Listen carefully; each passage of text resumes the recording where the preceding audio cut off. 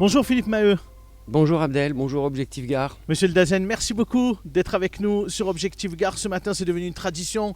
Juste avant la rentrée, on se retrouve ensemble pour parler de la rentrée scolaire dans le département du Gard. Et ce matin, on est très heureux puisqu'on est ici au Collège Feuchères. On se rappelle, l'année dernière, on était au lycée d'Audet. Oui. On va essayer l'année prochaine de sortir de Nîmes, peut-être. Si Ah vous oui, voulez bien. oui, bien sûr. Oui, c'est vrai, ce serait bien. Oui. Oui. Monsieur le Dazen, comment se prépare cette rentrée scolaire puisque toutes les familles, les élèves vont reprendre le chemin de l'école à partir de jeudi matin? Ouais, effectivement, Abdel, c'est les derniers moments de préparation de cette rentrée qui aura lieu maintenant dans quelques heures et qui, comme tous les ans dans notre pays, constitue quand même un événement phare parce que c'est pratiquement 160 000 élèves qui vont reprendre, alors élèves, écoles, collèges, lycées, étudiants qui vont reprendre le chemin de leurs apprentissages et 12 000 personnes qui vont, elles aussi, alors certaines d'entre elles évidemment ont déjà repris, mais voilà, c'est jeudi, c'est la grande rentrée, la grande messe si on peut dire, parce que dans l'école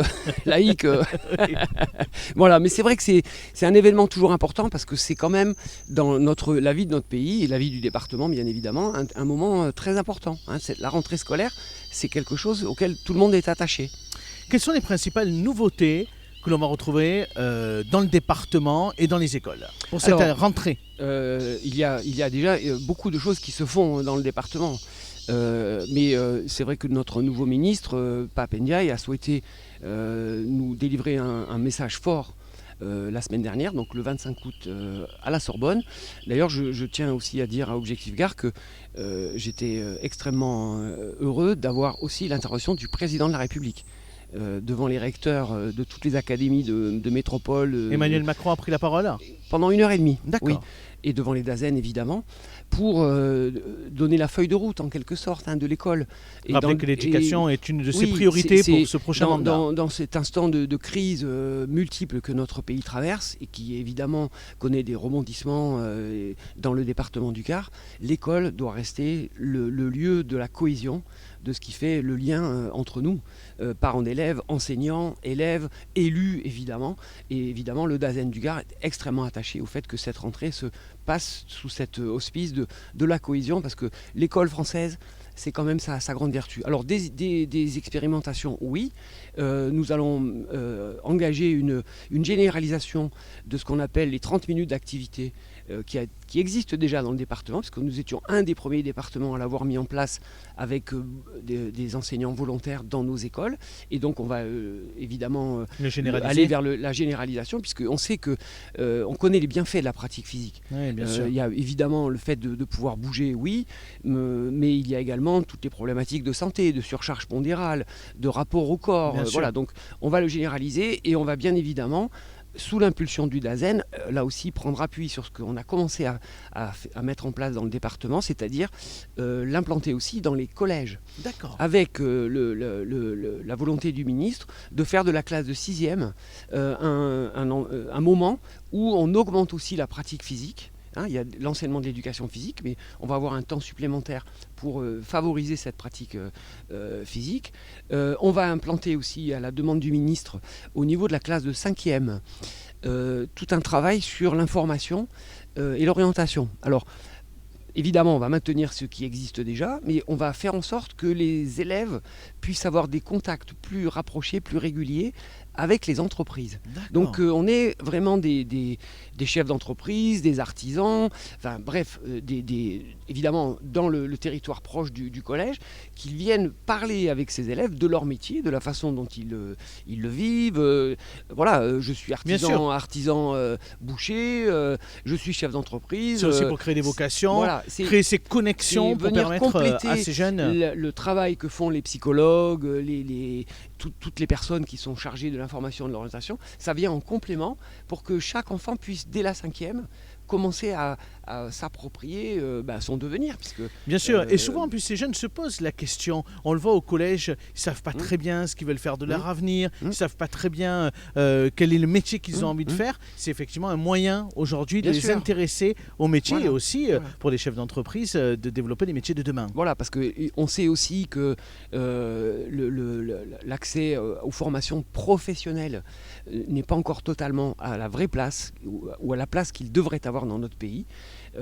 Donc ce sont l'accès au CAP, au bac professionnel, au diplôme post-baccalauréat. Et c'est une voie qu'il faut évidemment continuer à porter parce que c'est une voie d'insertion professionnelle. Et oui. Voilà, et on sait que dans le département du Gard, on a besoin d'avoir des jeunes qualifiés qui puissent être bien formés pour rentrer dans le monde de l'entreprise. Voilà, donc c'est pas la fin du collège unique, parce que j'entends certains me dire oui, en 5e, on va commencer à orienter les jeunes. Pas du tout. Il s'agit simplement de compléter leur information et puis d'ouvrir de manière un peu plus générale l'école sur son territoire. Voilà, tous les collèges du département ne sont pas dans la même situation. On a des collèges ruraux, on a des collèges de centre-ville. On est dans un des gros collèges du département, le collège Feuchères, plein centre-ville de Nîmes. Donc autour de ces établissements, il y a des forces, des personnalités qui sont dans le monde économique, qui ne demandent qu'à venir travailler avec nous. Et oui, voilà. Bien sûr. On parle un mot des ajustements de classe parce que c'est un sujet que vous menez de front pendant la dernière partie de la précédente année scolaire. Est-ce que là, pour cette rentrée, des ajustements sont encore possibles en fonction des besoins ? Oui, alors j'ai demandé donc aux 12 inspecteurs du premier degré du département, évidemment, d'aller au plus près des écoles de leur territoire, donc de leur circonscription, pour aller vérifier, regarder nos prévisions, parce que pour tout vous dire, Abdel, on est dans une déprise démographique. C'est engagé depuis maintenant 2018 dans le département.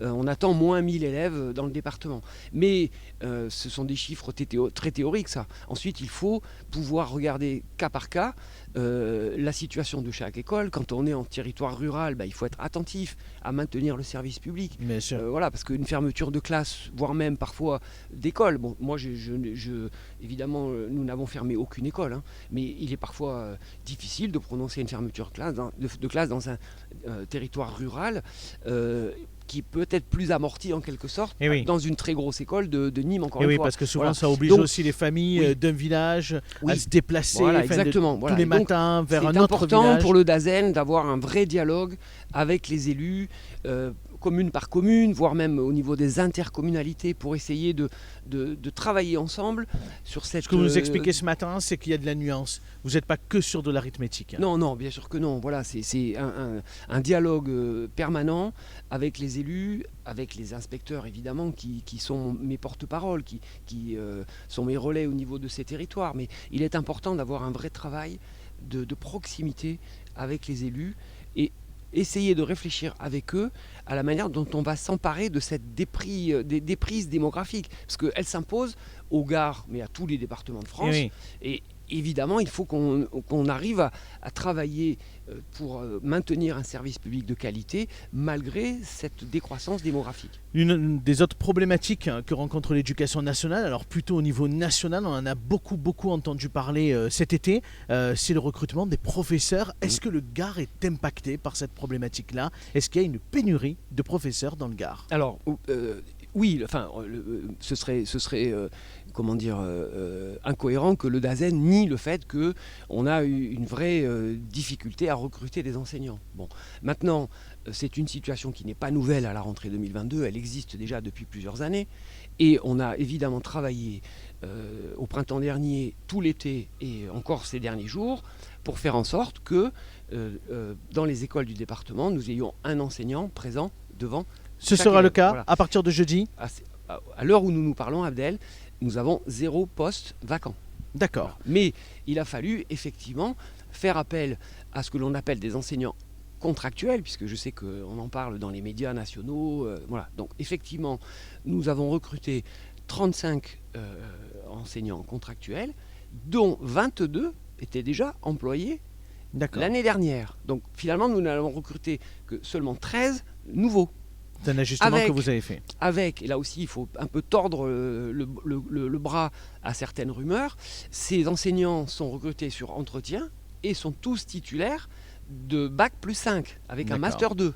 Voilà, dont certains d'ailleurs avaient présenté le concours de recrutement, donc ce qu'on appelle le CRPE, pour être enseignant dans le premier degré, et qui n'ont malheureusement pas été retenus. Voilà. Donc certes, on a été obligé de faire appel à ce vivier dit de contractuels, mais la qualité du recrutement a été quand même extrêmement au rendez-vous. rigoureuse. Voilà. Mais quand même, sur le fond, comment on explique qu'il y a cette perte un peu de vocation d'être professeur, d'être instituteur, même si c'est plus le terme qu'on utilise aujourd'hui. Comment on l'explique? C'est une problématique de rémunération. On le voit, nos voisins européens peut-être payent mieux les professeurs. Est-ce que c'est une problématique qui est liée à la crise sanitaire? Et est-ce que ce sont les conséquences aussi du confinement et de cette période un peu d'incertitude qu'ont vécu les professeurs? Abdel, vous avez fait à peu près le tour de cette problématique. Voilà, c'est multifactoriel comme on dit. Ce que l'on peut retenir, c'est que l'éducation nationale en France, c'est 1 million de personnels. Voilà, avec 850 000 enseignants. Donc c'est une énorme entreprise. Hein. On dit d'ailleurs que c'est la 3e entreprise en taille au niveau mondial. Bon. Donc on a une gestion des personnels qui évidemment doit être à la hauteur de ce nombre de personnels. Dire qu'il n'y a pas un problème de rémunération, ce serait faux. Vous l'entendez, vous, dans le Gard ? Ministre Blanquer. Oui, bien sûr, je l'entends. Nous avons des représentants des personnels qui ne manquent pas de me le rappeler, évidemment, ainsi qu'à Madame la rectrice, ainsi qu'au ministre. Donc Jean-Michel Blanquer avait commencé à engager une revalorisation salariale, en particulier pour les jeunes enseignants, hein, parce que le niveau de rémunération est certes en dessous des indicateurs européens, mais en particulier sur les débuts de carrière. Bon. Le nouveau ministre a comme feuille de route de faire en sorte que chaque enseignant à la rentrée 2023 ne soit pas payé en dessous de 2 000 € mensuels en début de carrière. Voilà. Bon, tout ça, évidemment, il faut qu'on le dise à nos concitoyens, c'est quand même beaucoup d'argent. Hein. L'éducation nationale, je le rappelle souvent dans le département, c'est 1 milliard d'euros par semaine que notre pays dépense. Hein. Budget de 52 milliards d'euros, 52 semaines. 1 milliard d'euros par semaine. Donc quand on engage, en mathématiques, quand on engage, c'est un peu de base là. Mais quand on engage cette revalorisation, évidemment, il faut pouvoir en parler avec nos concitoyens, avec les parents d'élèves, les élus. Voilà, parce que c'est quand même l'argent public et le choix de faire que notre pays engage une vraie priorité budgétaire sur l'école, ça, c'est quelque chose qu'il faut quand même acter. Voilà. Face à la situation que vous expliquiez il y a quelques instants, c'est-à-dire moins d'élèves, encore une fois, cette année à la rentrée dans le Gard, il y a le dispositif du dédoublement des classes. Est-ce qu'il va s'amplifier cette année également? Oui, alors on a de très bons indicateurs dans le département. Hein. Alors précisons, Abdel, que le dédoublement de ce qu'on appelle les classes à 12 élèves ne concerne que les écoles zone priorité. En éducation prioritaire. Voilà. Et à ce jour-là, nous avons dédoublé en grande section de maternelle, en CP et en CE1, 98% de nos classes. Voilà. Donc ça, c'est quand même un joli score. Alors, pas tellement pour dire que le DAZEN a bien fait son boulot. C'est surtout que nous mettons ces enfants dans les meilleures conditions d'apprentissage. Donc, évidemment, 2% à conquérir. On dialogue là encore avec les élus, parce que dédoubler des classes, cela veut dire que les maires acceptent de mettre à la disposition de ces classes dédoublées les locaux nécessaires. Quand on a une classe à 24 et qu'on la passe à 2 x 12, il faut 2 classes. Hein, voilà. Et puis on a également un autre dispositif sur lequel nous continuons à travailler, c'est ce qu'on appelle le plafonnement en grande section en CP et en CE1, donc hors éducation prioritaire, à 24 élèves. Et là, on est presque à 90%. Voilà. Cette année, donc, pour la rentrée dans le Gard. Oui, donc c'est une bonne nouvelle pour les apprentissages. Nous faisons des efforts, nous, Éducation nationale, mais je veux aussi saluer l'engagement des élus, hein, parce que c'est quelque chose que nous partageons aussi et beaucoup sûr, avec eux. Avec les maires des différentes communes. Oui, parce que nous faisons ensemble le nécessaire pour que les enfants gardois bénéficient des meilleures conditions d'apprentissage. Un mot sur l'inflation, parce qu'on en entend beaucoup parler, bien évidemment, et c'est bien normal depuis quelques mois maintenant, avec des prix qui ont explosé, notamment sur l'alimentaire. Est-ce que sur le volet cantine scolaire, est-ce que le DAZEN il a son mot à dire, ou finalement ce prix-là, il est défini aussi par les maires des communes et en fonction de leurs fournisseurs, ou est-ce que vous arrivez effectivement à les accompagner pour éviter que la facture soit trop élevée pour les familles? Alors, sur cette question très, très particulière, c'est bien évidemment la compétence des collectivités. Mais nous travaillons aussi, là encore une fois, en lien avec les élus, en particulier dans le plan de lutte contre la grande pauvreté qui est financé par l'État, donc au niveau du préfet de région. On a un certain nombre d'enveloppes qui peuvent être mises à la disposition des communes pour, par exemple, proposer le petit déjeuner à 1 €, hein, ou le petit déjeuner gratuit. Voilà. Donc l'État vient en complément de ce que la collectivité met comme service dit de restauration. Hein, mais a priori, c'est quand même la collectivité qui bien sûr. définit. Mais vous comprenez ma question, parce que c'est une question essentielle. Oui, bien un sûr. enfant qui ne se nourrit pas à midi voilà, parce qu'il n'a pas les moyens de se nourrir, c'est compliqué ensuite de travailler dans l'après-midi. C'est extrêmement important ça. Et puis on a évidemment, l'État a procédé à l'augmentation de l'ARS. Hein, donc c'est pas l'Agence régionale de santé là, c'est l'allocation de rentrée scolaire. Tout à fait. Donc on a aussi doublé cette.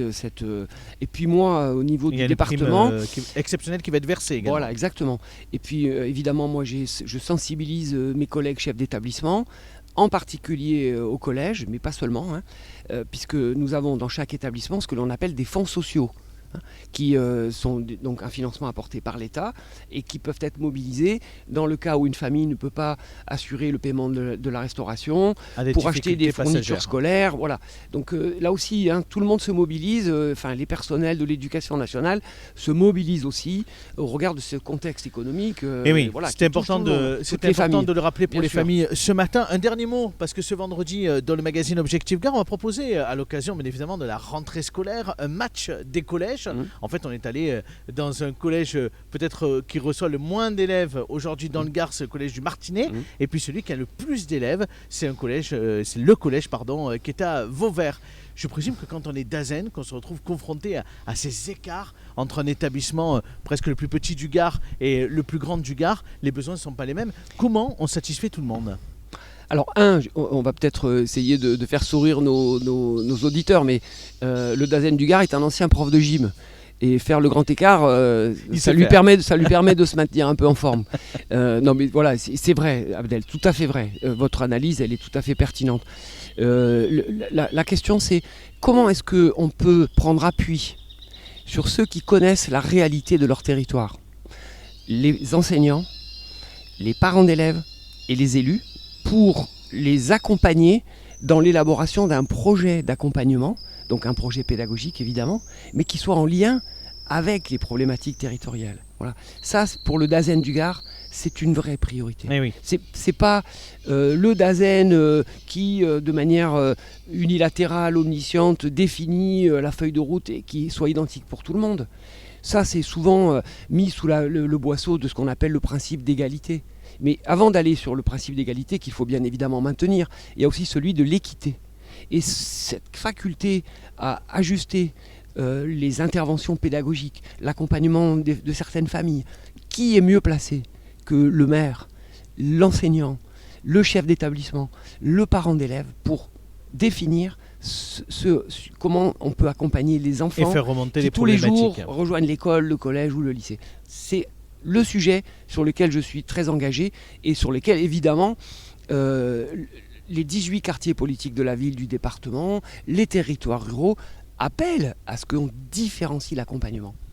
Merci beaucoup, monsieur le Dazen, d'avoir d'avoir été avec nous. Une bonne rentrée. Merci beaucoup. À très vite. À bientôt.